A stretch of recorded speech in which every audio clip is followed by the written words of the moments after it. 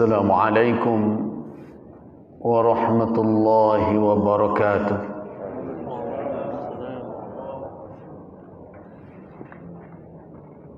Alhamdulillahilladzi hadana lil Islam wa faddalana bihi ala jami'il anam.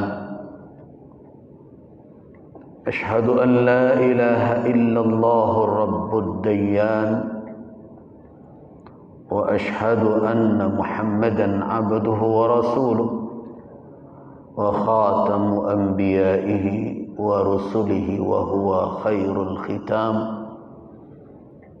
Allahumma salli wa sallim ala sayyidina wa syafi'ina Muhammadin wa ala alihi wa ashabihi wa tabi'ina wa tabi'it tabi'in wa man tabi'ahum bi ihsan ila yaumiddin. Atamma as-salati was-salam, amma ba'du.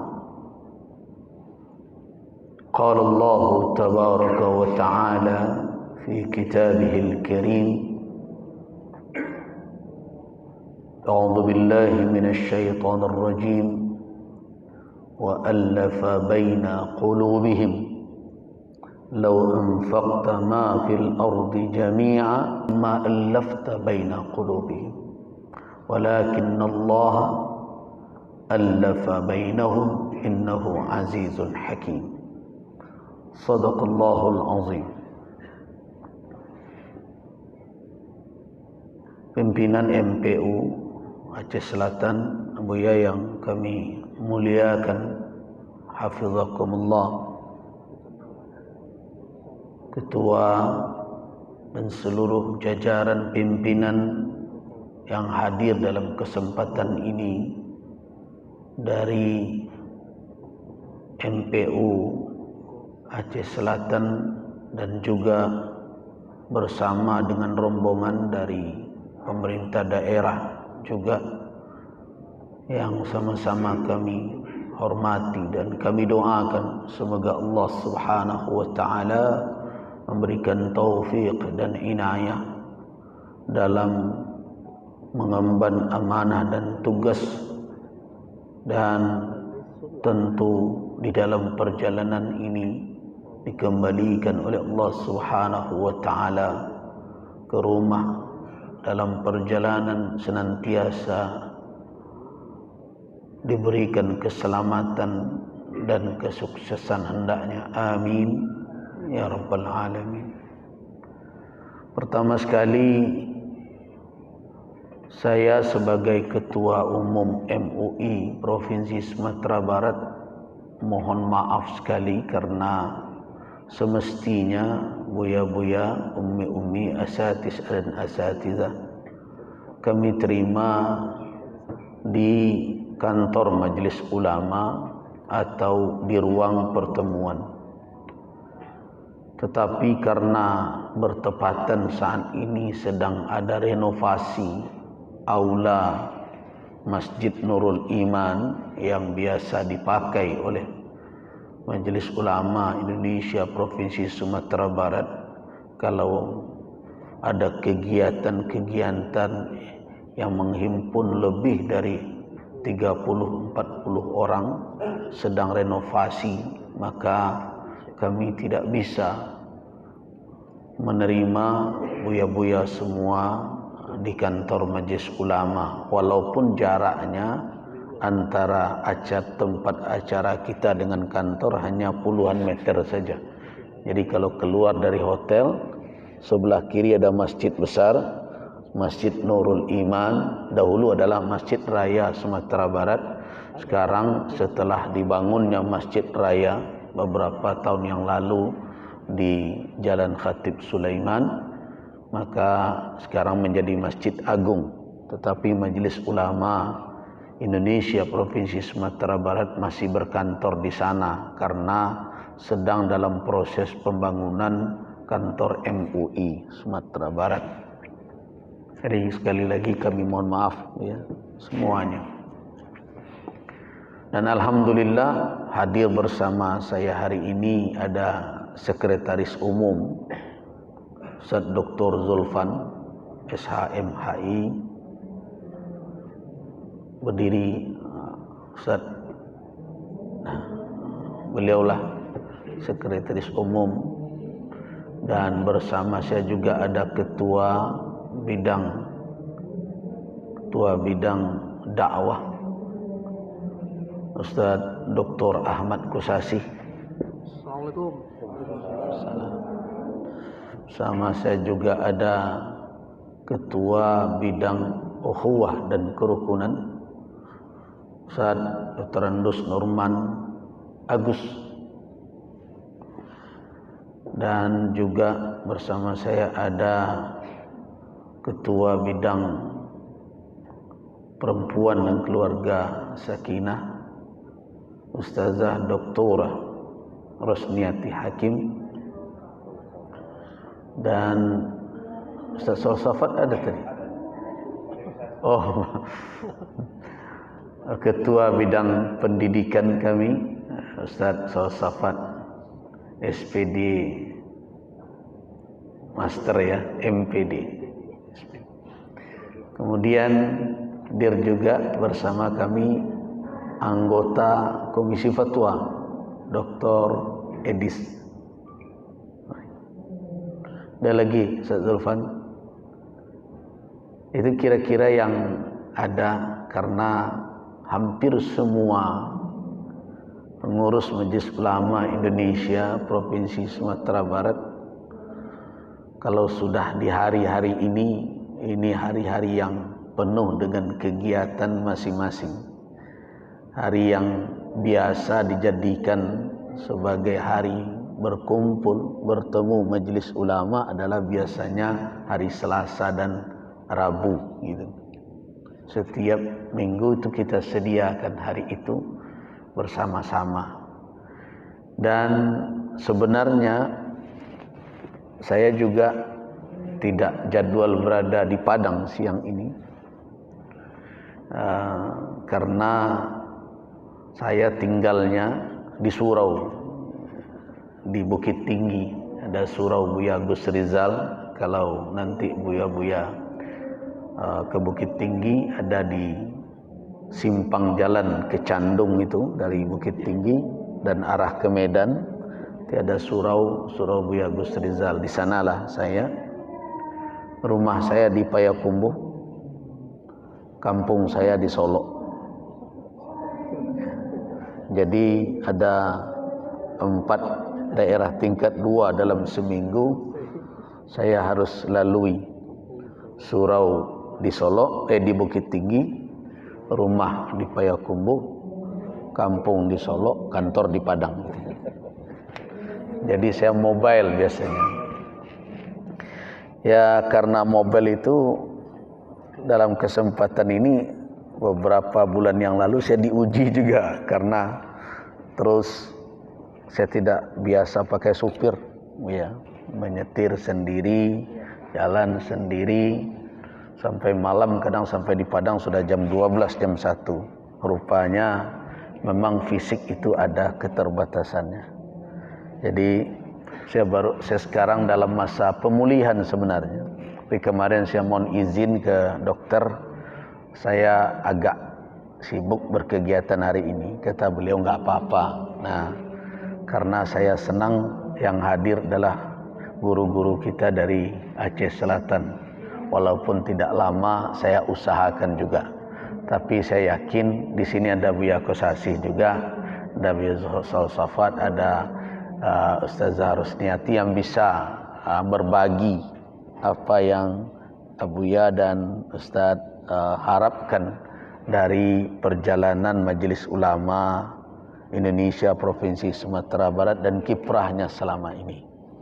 Saya cuma sedikit saja mungkin, tidak banyak ya. Buya-buya yang dirahmati Allah, Majelis Ulama Indonesia Provinsi Sumatera Barat sebenarnya kalau ditelusuri awal berdirinya lembaga ini, berdiri pada bulan Mei tahun 1968. Berarti kalau disandingkan angka bulan dan tahun itu dengan berdirinya MUI, berarti Majelis Ulama Sumatera Barat telah hadir 7 tahun sebelum MUI lahir. Begitu kira-kira. Jadi belum MUI namanya, tapi Majelis Ulama Sumatera Barat. Itu kalau kita menelusuri dari nama Majelis Ulama. Tapi sebelum itu sebenarnya sudah ada namanya Majelis Islam Tinggi. Tapi waktu itu organisasi ini meliputi wilayah bukan hanya Sumatera Barat saja, tapi Sumatera Tengah. Nah, tentu masuk Riau, masuk Jambi. Kepanjangannya MIT-ST namanya, Majelis Islam Tinggi Sumatera Tengah. Dan saya dengar Buya-Buya akan ke Candung. Yang jadi ketua MIT-ST itu adalah Inyek Canduang atau Syekh Sulaiman Ar-Rasuli rahimahullah. Nah, jadi tahun 68 didirikan di Masjid Jami' Birugo di dalam kota Bukit Tinggi. Jadi kalau kita masuk ke kota Bukit Tinggi tidak melalui jalan bypass, kita akan bertemu masjid itu. Setelah Masjid Al-Falah itu masjid tua, sebelah kanan itulah Masjid Jami' Birugo. Di sanalah didirikan dahulu Majelis Ulama Sumatera Barat. Pada tahun 74 terjadi musyawarah daerah kembali di tempat itu. Kebetulan pada waktu itu dihadiri oleh Buya Haji Abdul Malik Karim Amrullah, Buya Hamka Haji Abdul Malik Karim Amrullah. Nah, disinilah Buya Hamka bertanya kepada Ketua Majelis Ulama Sumatera Barat waktu itu, Buya Haji Mansur Daud, Datuk Palimokayo. Nah, ada rencana untuk membuat lembaga seperti yang ada di Sumatera Barat ini, yaitu Majelis Ulama Indonesia. Buya Hamka bertanya, kalau seandainya lembaga itu jadi berdiri, apakah ulama Sumatera Barat mau bergabung bersama? Kata Buya Datuk Palimokayo, kalau itu yang Buya tanyakan, saya tidak bisa menjawab. Yang bisa menjawab adalah para buya dan ulama yang hadir ini.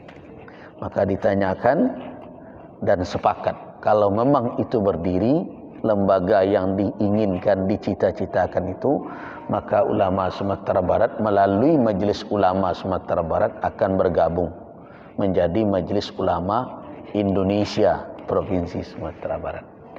Dan Buya Hamka menawarkan kepada Buya Datuk. Ya, Buya Hamka biasa memanggil Buya Datuk dengan Angku Datuk.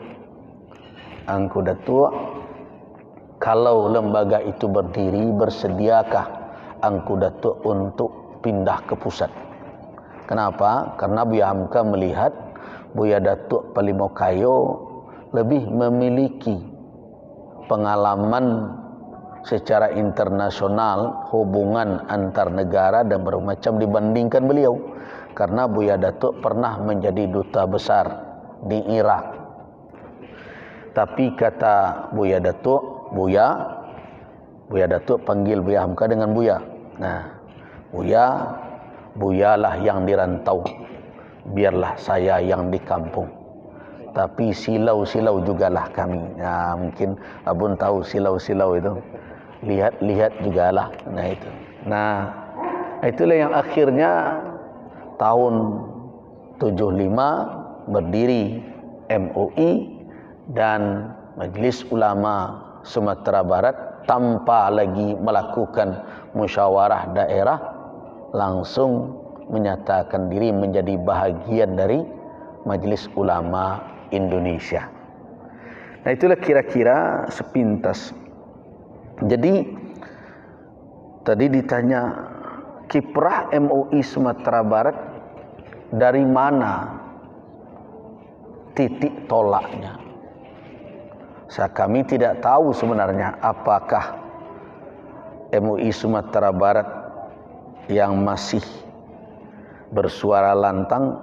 Kami juga tidak tahu, karena kami juga tidak memperhatikan hal itu. Karena yang kami lakukan di Sumatera Barat adalah tuntutan dari realita yang ada, di mana tanggung jawab keulamaan harus kami jalankan sebagai amanah yang tidak hanya selesai dengan pertanggungjawaban dalam rapat musyawarah daerah atau apapun namanya.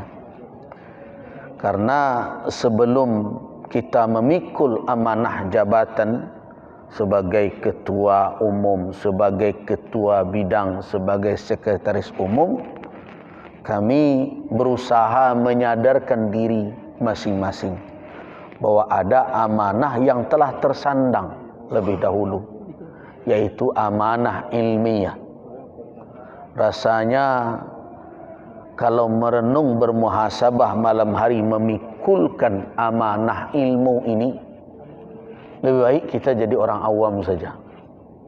Nah, tetapi karena ada kemuliaan yang didapat dari Allah, yarfa'illahu alladhina amanu minkum walladhina utul ilma darajat, akhirnya kita tempuh jalan ini.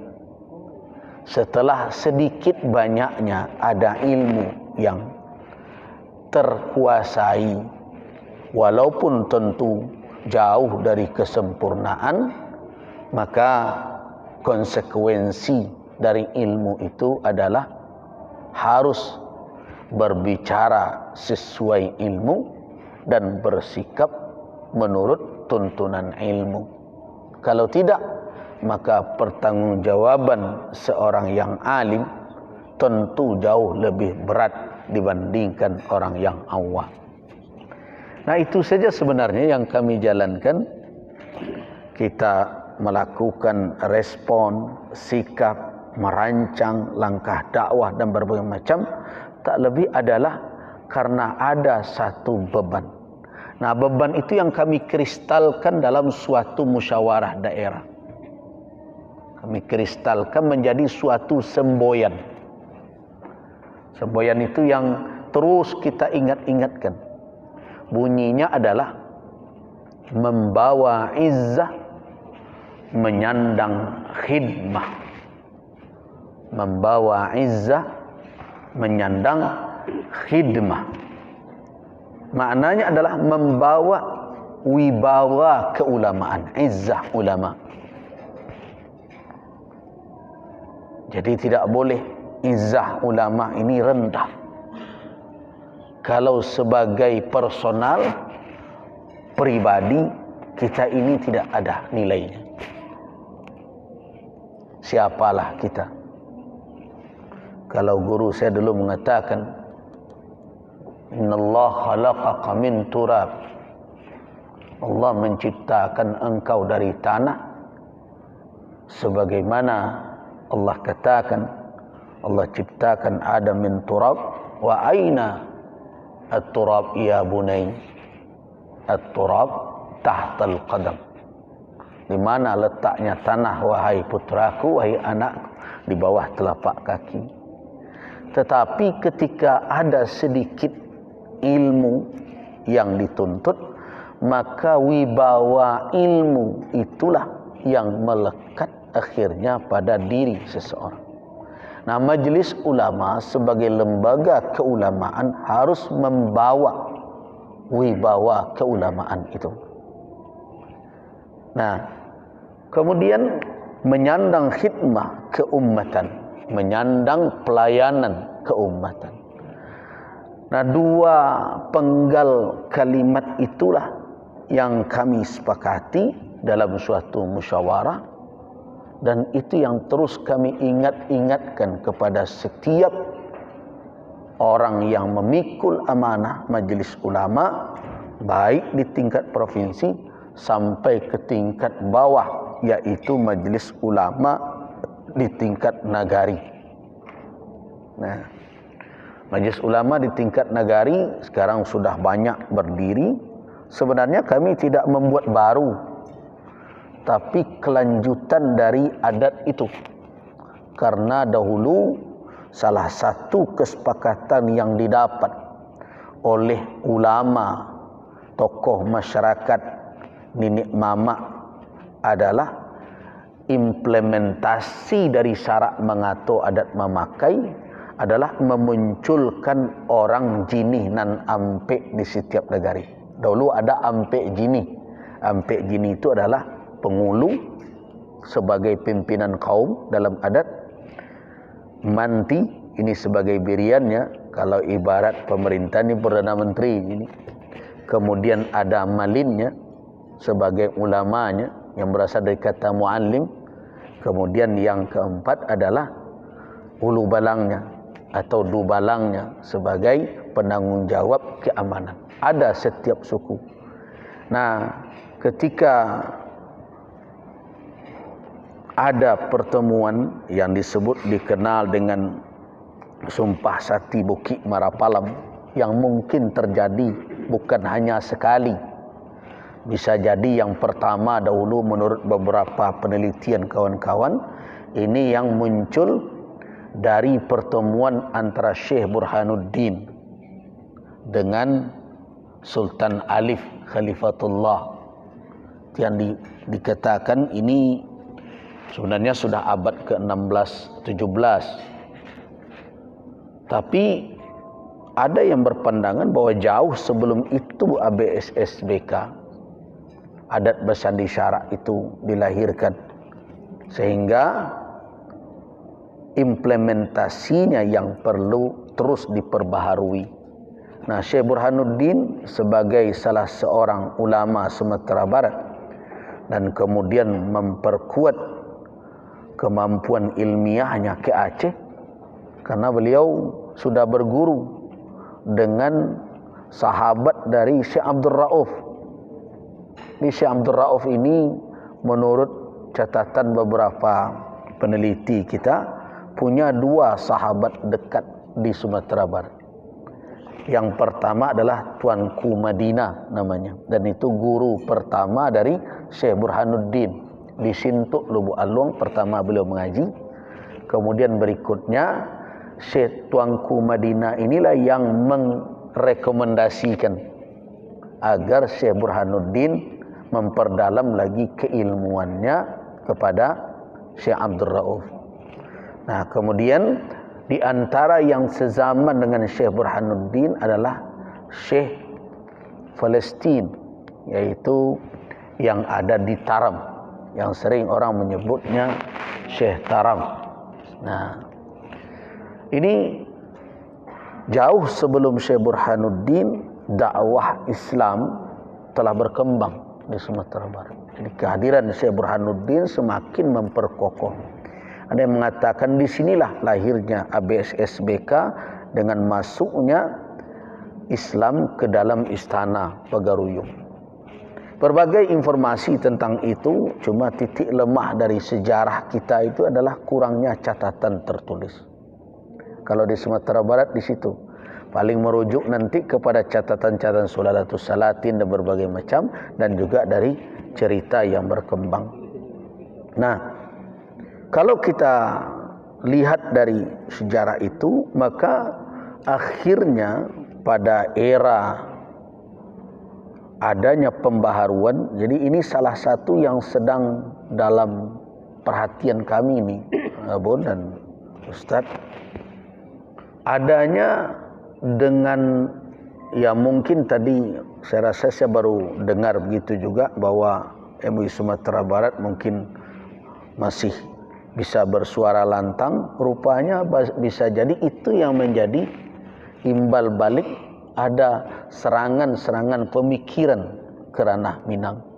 Di antaranya adalah tuduhan bahwa Minangkabau pemicu gerakan pembaharuan yang bersifat radikal, kira-kira itu muncul di mana-mana. Saya lihat juga bisa jadi itu. Nah, mereka menuduh bahwa gerakan Padri, jadi Padri itu bukan penamaan dari orang Sumatera Barat dan orang Minangkabau. Itu penamaan dari penjajah Inggris pertama, dilanjutkan oleh Belanda. Nah, mereka tuduh orang-orang Padri yang memulai gerakan melakukan Islamisasi dengan cara-cara yang radikal itu. Nah, padahal kalau kita lihat tidak seperti itu. Orang Sumbar tidak kenal perang Padri dahulu. Yang mereka tahu adalah perang Candu namanya. Jadi itu yang terus digembar-gemborkan. Dan sampai nanti ada pula tuduhan, wah itu adalah perang radikal yang dilatar belakangi oleh pemahaman Wahabi. Nah, gitu. Saya tidak tahu juga ini dari mana latar belakangnya.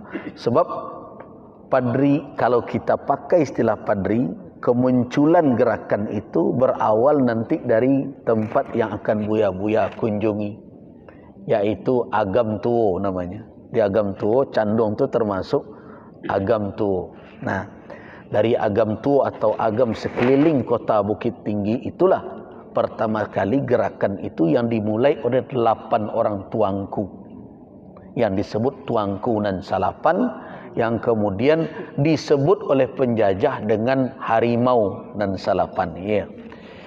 Seluruh tuangku itu tidak ada yang belajar ke Makkah. Nah, dari mana mereka dapat ajaran itu gitu. Nah, kalau toh dituduhkan kepada haji yang bertiga, Haji Miskin, Haji Sumani, Haji Piobang, siapa yang belajar sejarah pasti akan meneliti timeline waktu keberadaan beliau-beliau itu di Makkah, siapa penguasa ketika itu, apa faham yang sedang berkembang, jauh dari tuduhan tersebut. Karena apa? Makkah pada waktu beliau-beliau berada di sana masih dalam kekuasaan para asyraf, para syarif, yang tentu di bawah naungan dari khilafah Turki Utsmani. Nah, itu kira-kira. Jadi kalau kita analisa ini jauh sekali. Tapi bagi orang yang tidak membaca secara jelimet tentang sejarah itu, termakan oleh isu itu. Nah, itulah yang dialamatkan kepada MUI Sumatera Barat, dialamatkan juga mungkin kepada saya secara pribadi. Ini pelanjut gerakan radikal Wahabi, Padri, berbagai macam.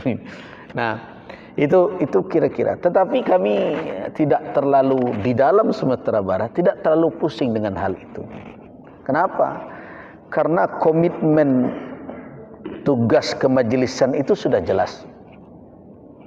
Orientasi dari majelis ulama itu jelas.